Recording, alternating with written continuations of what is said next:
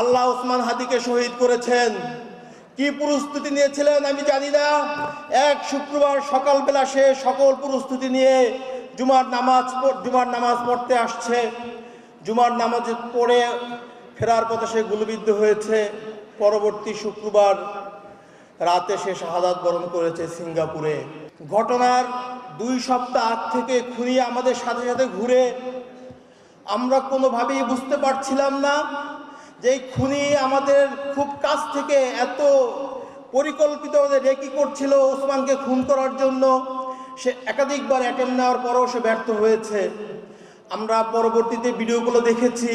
Cultural সেন্টারের ভিতরে তাকে শ্যুট করতে চেয়েছে, আরেকজন হঠাৎ করে চলে আসার কারণে সে শ্যুট করতে পারে নাই।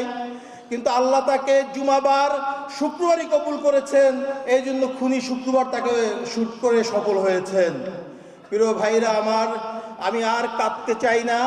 পরিবারের দিকে তাকিয়ে আমার ছোট বোন ভাইদের আহাজারি আর দেখতে চাই না। আমি আপনাদের কাছে একটাই দাবি জানাতে চাই, 2-3টা ইস্যুকে সামনে রেখে এই দাবি যদি আপনারা বাস্তবায়ন করতে না পারেন, এই বাংলাদেশের স্বাধীনতা সার্বভৌমত্ব আছে বলে আমরা মনে করি না। যে স্বাধীন বাংলাদেশে আল্লামা দেলোয়ার হোসেন সাঈদীর সাক্ষীকে ভারতের কারাগারে পাওয়া যায়, যে উসমানের খুনি করার 6 ঘন্টার ভিতরে বাংলাদেশ বর্ডার পার করে যায়, এই দেশের স্বাধীনতা সার্বভৌমত্ব আছে বলে আমি বিশ্বাস করি না। আমাদেরকে মানুষ ভয় দেখাচ্ছে, সামনে নির্বাচন, তোমরা এই খুনের দাবি তুলিও না, এদেশে আবার কোন সরকার ক্ষমতায় আসবে, তারা তোমাদেরকে কথা বলতে দিবে না। আমি আপনাদের কাছে বলতে চাই, কোন সরকার ক্ষমতায় আসবে কি আসবে না সেই সিদ্ধান্ত জনগণ নিবে।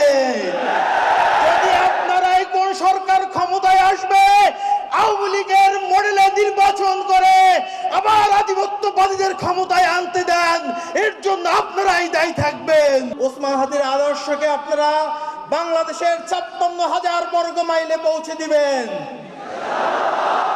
ওসমান হাদি শাহবাগে দাঁড়িয়ে বলছিলেন, এই আল্লাহর জমিনে আমরা কাউকে ভয় পাই না।